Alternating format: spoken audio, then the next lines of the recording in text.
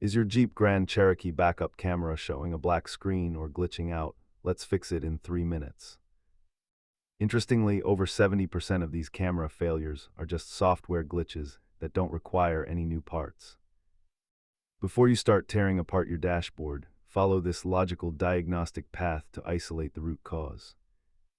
Start by force rebooting the Uconnect screen, then try a battery disconnect to clear the system's memory cache.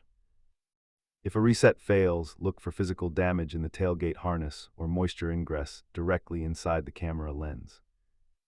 Also, verify your Uconnect firmware is up to date, as Jeep has released several patches specifically for camera latency. You can handle resets and cleaning yourself, but dealer-level tools are required for module coding and deep firmware flashes. Most repairs are under $200, but replacing the camera module can get expensive at the dealership. Use an OBD-I scanner to pull body codes and verify that the camera is actually receiving 12 volts at the connector.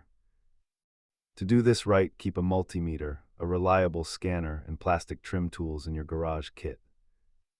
And remember, be gentle with those interior plastic clips, as they snap easily once they get some age on them.